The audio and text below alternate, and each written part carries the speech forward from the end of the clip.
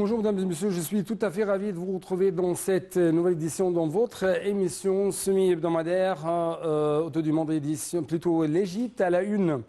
Comme vous savez, pendant l'Égypte à la une, on essaye de vous présenter presque les grands événements qui ont émaillé la scène égyptienne durant les derniers jours, à partir des activités présidentielles, passons par les activités économiques et jusqu'aux activités touristiques et culturelles.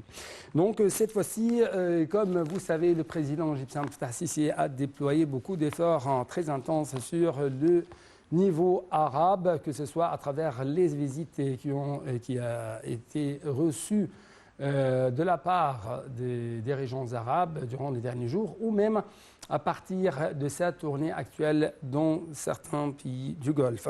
En fait, aujourd'hui matin à Manama, le président Sisi s'est entretenu avec l'émir Salman Ben Hamad Al Khalifa, prince héritier de Bahreïn, vice-commandant suprême et premier ministre bahreïni. Le porte-parole de la présidence, l'ambassadeur Bassamrad, a déclaré que le président Sisi a affirmé la particularité de relations reliant les deux pays frères et l'intérêt que porte l'Égypte sur l'amélioration de la coopération étroite et distinguée entre les deux pays dans divers domaines de coopération bilatérale. De son côté, le prince héritier a salué le président Sisi, soulignant l'appréciation du Bahreïn pour l'Égypte et direction du peuple à la lumière de la profondeur et la solidité de relations et liens historiques ancrés qui lient entre les deux pays. Au cours de la rencontre, les deux hauts responsables sont convenus sur la consolidation de l'échange des visites de haut niveau entre les deux pays dans le but de consolider les relations économiques et commerciales entre l'Égypte et le Bahreïn. La réunion a aussi porté sur l'échange de points de vue sur les importants dossiers régionaux internationaux d'intérêt commun. A rappelé que le président égyptien Fattah Sisi était arrivé hier à Manama pour une visite officielle de 2 jours au Bahreïn, deuxième étape de sa tournée dans les pays du Golfe. Le président Sisi a été reçu à l'aéroport de Manama par le roi bahreïni Hamad Ben Issa Al Khalifa. Un accueil officiel a été réservé au président Sisi au palais royal d'Al Soukhir. Les deux leaders ont d'eux-mêmes tenu un sommet sur les relations bilatérales ainsi que des derniers développements survenus sur la scène régionale internationale. Ils ont également examiné la coordination sur diverses questions et crises régionales internationales d'intérêt commun. Donc, pour avoir plus d'analyse, plutôt avoir plus d'explications, des détails, vous devez être très fidèle à notre collègue Sarah Maghrabi. L'Égypte et le Bahreïn sont étroitement liés. Le roi de Bahreïn participe régulièrement à tous les événements importants en Égypte. Il a assisté à la cérémonie d'investiture du président Abdel Fattah el-Sisi, a participé à la cérémonie d'ouverture du canal de Suez, ainsi qu'à la conférence économique pour soutenir l'économie nationale et au sommet arabe présidé par l'Égypte lors de sa dernière session. Le roi de Bahreïn a visité l'Égypte 3 fois sous le règne du président Abdel Fattah el-Sisi. D'autre part, le président el-Sisi a visité le Bahreïn en 2015 et 2017. Sur la scène politique, les deux pays partagent les mêmes points de vue vis-à-vis des questions de la région. Ils ont insisté sur la nécessité d'un Moyen-Orient exempté d'armes de destruction massive, conformément aux normes uniformes appliquées à tous sans exception. Ils soutiennent également la lutte du peuple palestinien pour mettre fin à l'occupation et établir un État palestinien indépendant. Les deux pays s'efforcent toujours afin de préserver la souveraineté de l'Irak, son indépendance politique et son identité arabe, son unité et son intégrité territoriale. Il exhorte la communauté internationale à fournir l'appui nécessaire au gouvernement du Soudan pour renforcer sa capacité face à ce qui se passe dans la région. Bahreïn occupe la 14e place sur la liste des pays investisseurs en Égypte, avec des investissements de 2,7 milliards de dollars en 2016. Le nombre d'entreprises qui investissent à Bahreïn a atteint 183 entreprises. Les relations égypto-bahreïnies sont fort saillantes au niveau des relations interarabes, d'autant plus qu'elles sont régnées par l'affection et la fraternité et qu'elles s'échelonnent sur plusieurs périmètres politiques, économiques et culturels. Par ailleurs, les deux pays soutiennent la résistance légitime du peuple palestinien pour mettre un terme à l'occupation et établir leur État indépendant. Elle œuvre aussi en vue de sauvegarder la souveraineté de l'Irak ainsi que son indépendance politique, son unité et la sécurité de ses territoires.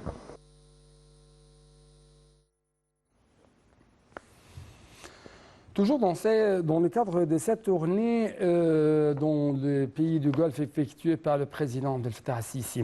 À la capitale omanaise Masqat, le chef de l'État s'est entretenu hier matin au palais d'Al-Alam al-Amr avec le sultan Haytham bin Tariq al-Saïd, portant sur les relations bilatérales et les questions d'intérêt commun. Il s'est entretenu également avec le premier vice-ministre d'Oman, Saïd Fahd bin Mahmoud al-Saïd. Les explications tout de suite. Le président Abdel Fattah el-Sisi est arrivé hier soir à Manama en provenance de Masqat pour une visite officielle de 2 jours au royaume de Bahreïn, deuxième étape de sa tournée dans les pays du Golfe. À Masqat, le chef de l'État a été reçu par le sultan Haytham bin Tariq al-Saïd. Les deux leaders ont tenu une session élargie de pourparlers qui comprenait les délégations des deux pays. Le sultan d'Oman a salué la visite du président el-Sisi et a fait l'éloge des relations fraternelles et historiques liant les deux pays. Il a également exprimé son appréciation aux efforts de l'Égypte et son soutien aux affaires omanaises à tous les niveaux, en plus de la contribution de la communauté égyptienne au processus de construction et de développement à Oman dans divers domaines, soulignant aussi la volonté de son pays à renforcer les cadres de coopération bilatérale dans divers domaines au cours de la période à venir, notamment en augmentant les investissements omanais en Égypte et en exploitant les opportunités d'investissement disponibles. Le président el-Sisi a de son côté remercié le sultan d'Oman pour l'accueil chaleureux et l'hospitalité, soulignant la fierté de l'Égypte pour la profondeur des relations stratégiques entre les deux pays frères.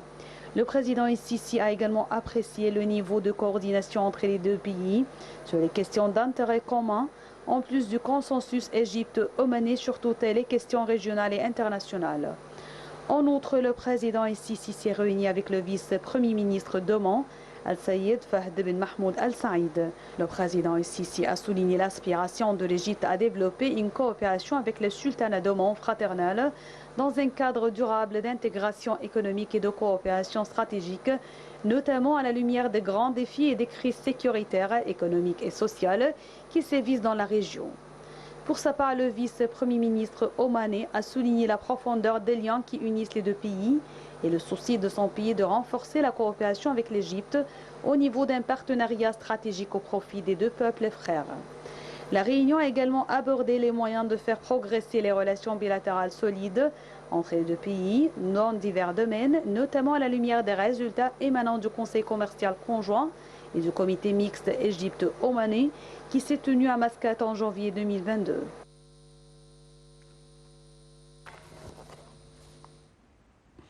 Plus tôt dans la journée d'hier, le président Abdel Fattah al-Sisi s'est entretenu avec des représentants du monde d'affaires et des chefs de grandes entreprises du sultanat d'Oman. Voici tout de suite les explications.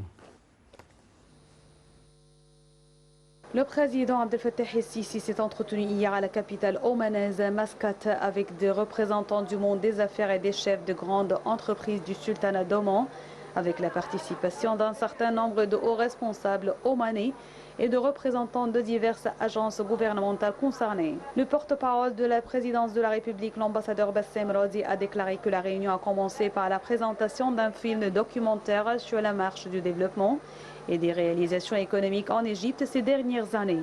La ministre du Plan et du Développement économique, Dr Hala Saïd, a passé en revue les mécanismes et les opportunités d'investissement disponibles en Égypte dans tous les secteurs. Le président s'est félicité de la réunion qui incarne l'esprit de coopération fraternelle distingué entre l'Égypte et le sultanat d'Oman, soulignant le souci de l'Égypte au cours de la période à venir de développer des relations de coopération économique et commerciale avec le monde des affaires et des entreprises omanaises et de développer des investissements conjoints pour contribuer à soutenir le processus de développement économique des deux pays frères. Ceci dans un cadre d'action conjointe pour maximiser les intérêts mutuels et tirer le meilleur parti des opportunités disponibles. Le chef de l'État a également salué l'évolution positive des relations économiques et commerciales entre les deux pays au cours de la dernière période, expliquant à cet égard les diverses opportunités d'investissement offertes par les méga-projets mis en œuvre en Égypte, au premier rang desquels l'axe du développement de la zone du canal de Suez, qui comprend plusieurs zones industrielles et une importante logistique qui offre des opportunités prometteuses aux entreprises omanaises désireuses de profiter de la position stratégique de l'Égypte. De leur côté, de hauts responsables et hommes d'affaires omanais ont exprimé leur honneur à rencontrer le président Sisi et leur bonheur d'organiser cet entretien qui représente une belle opportunité pour renforcer les liens de fraternité et de coopération conjointe, soulignant leur aspiration à discuter des possibilités de maximiser la coopération entre les deux pays, notamment avec la disponibilité de nombreux domaines et des opportunités d'investissement prometteuses en Égypte, notamment dans les énergies renouvelables, les ports, le transport maritime, les transports, le tourisme, la construction, le développement immobilier et l'industrie automobile, en plus de la possibilité de bénéficier d'accords de libre-échange liant l'Égypte avec les pays africains et européens pour accéder à ces marchés.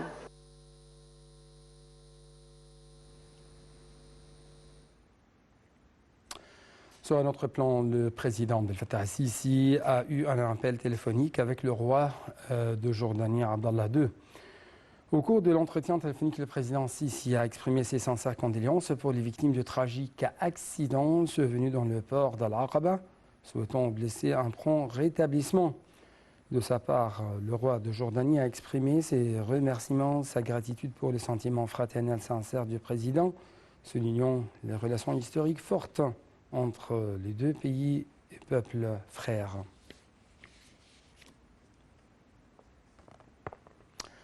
À rappeler que demain, l'Égypte va célébrer le 9e anniversaire de la révolution populaire du 30 juin. À cette occasion, le Premier ministre Dr Mustafa Madbouli a félicité le président Abdel Fattah el-Sisi, les membres du gouvernement et le peuple égyptien. Il a affirmé que l'Égypte, surtout pour les manifestations organisées par des millions d'Égyptiens contre le complot visant à effacer l'identité de la patrie et porter atteinte à sa sécurité. Plutôt, il a affirmé que la révolution serait un tournant dans l'histoire de l'Égypte, surtout pour les manifestations organisées par des millions d'Égyptiens contre les complots visant à effacer l'identité de la patrie et porter atteinte à sa sécurité. Le Premier ministre a d'autre part confirmé que le gouvernement poursuivrait le travail et la construction sous la conduite du président Sisi pour atteindre des objectifs de développement et renforcer la position de l'Égypte au niveau régional et mondial.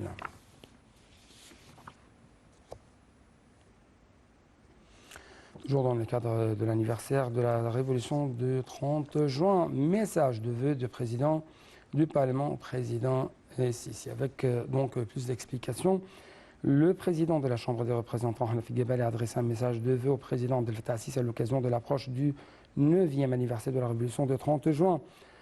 Je cite: « Mon nom et au nom de tous les membres de la Chambre des représentants, j'ai le plaisir de vous adresser mes sincères vœux à l'occasion du 9e anniversaire de cette révolution glorieuse où l'Égypte a été restaurée et le peuple ait possédé sa volonté. » Monsieur El-Gabali a également souligné que l'Égypte demeurait sous la direction du président Abdel Fattah el-Sisi un phare de stabilité et de développement, que vous poursuivrez ces phases partant de votre croyance dans le droit des générations futures à recueillir. Donc c'était en fait une citation révélée par M. Hanaf El-Gabali, le président de la Chambre des représentants.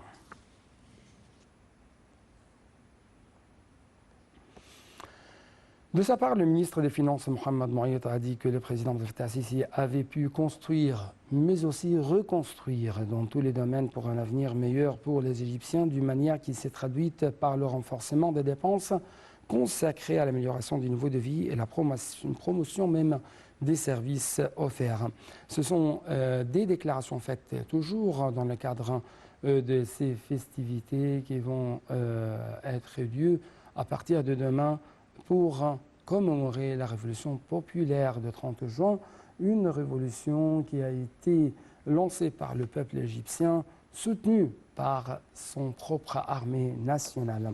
Donc, retour sur les chiffres, le record qui ont été réalisés par le peuple égyptien sous la présidence du président Abdel Fattah el-Sisi dans ce prochain reportage.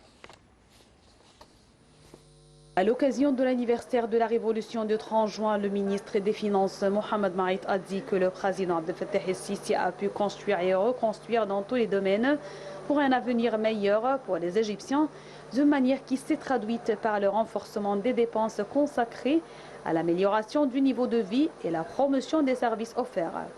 Il a ajouté que sans la sécurité et la stabilité que le président Abdel Fattah el-Sisi a réussi à instaurer, le processus de développement n'aurait pas commencé dans toute l'Égypte. M. Maït a fait état de la défaite du terrorisme, de l'excédent d'électricité et de gaz après des pénuries et de l'élimination de l'hépatite virale C.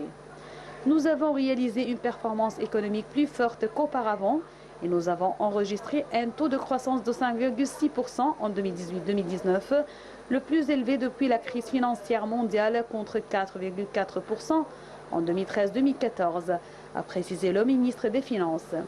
Nous avons également enregistré une croissance de 3,3% et 3,6% pendant les 2 années de la pandémie, ce qui a permis à l'Égypte de devenir un des rares pays au monde à avoir enregistré une croissance positive, a poursuivi M. Maït. Nous visons à renforcer la production agricole et industrielle en vue d'atteindre l'autosuffisance, à maximiser les exportations et à réduire l'inflation importée de l'étranger qui a atteint des taux sans précédent à cause de la guerre en Europe, a-t-il expliqué. Le déficit budgétaire est passé de 12,5% au cours de l'exercice financier 2013-2014 à 6,8% au cours de l'exercice 2020-2021. Nous cherchons à atteindre 6,2% d'ici la fin de l'exercice 2021-2022, a indiqué le ministre qui a fait état du deuxième plus grand excédent primaire dans le monde de 2% au cours de l'exercice 2018-2019, contre un déficit primaire de 3,5% en 2013-2014.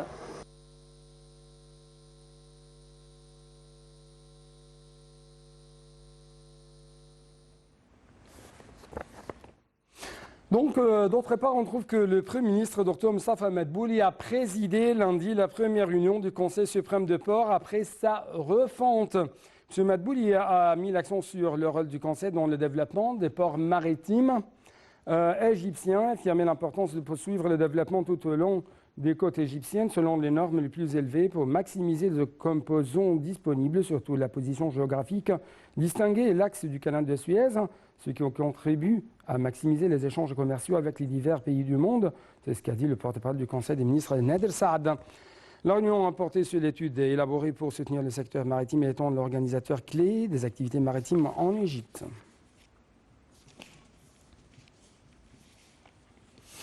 Nous restons toujours avec les déclarations, mais aussi les efforts déployés par le président du cabinet ministériel, M. Moustapha Madbouli. Ce dernier a jugé en fait importante la tenue de la 27e session de la conférence des parties à la Convention cadre des Nations Unies sur le changement climatique COP27 dans ces conditions mondiales exceptionnelles.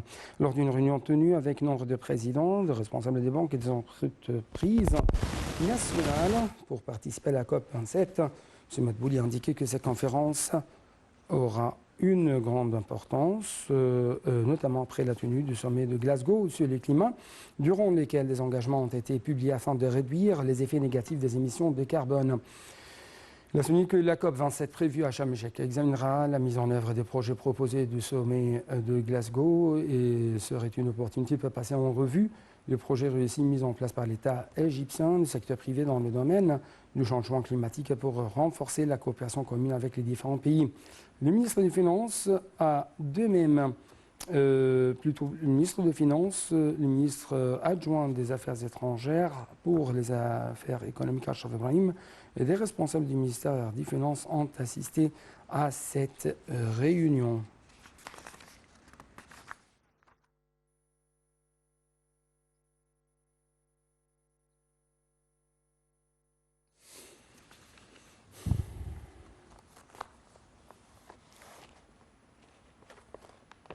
Donc très rapidement, nous devons passer à d'autres déclarations faites par d'autres responsables égyptiens. Et cette fois-ci, on trouve que la ministre de la Coopération internationale, Machad, s'est entretenue dimanche avec des responsables de la Banque européenne pour la reconstruction et le développement, BERD, de la coopération dans le cadre de l'accueil de la présidence par l'Égypte de sommet de la conférence des parties à COP27, des initiatives proposées, des partenariats entre les deux parties à cet égard. Madame El Machad a examiné avec Madame Haïka Harg Magart La directrice générale en charge de la partie méridionale et orientale du bassin méditerranéen, l'action conjointe dans le cadre de la stratégie pays entre l'Égypte et la BERD 2022-2027.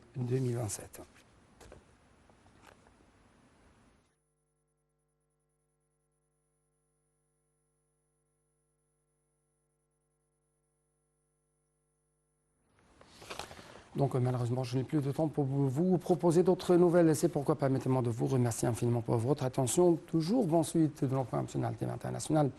Et à la prochaine.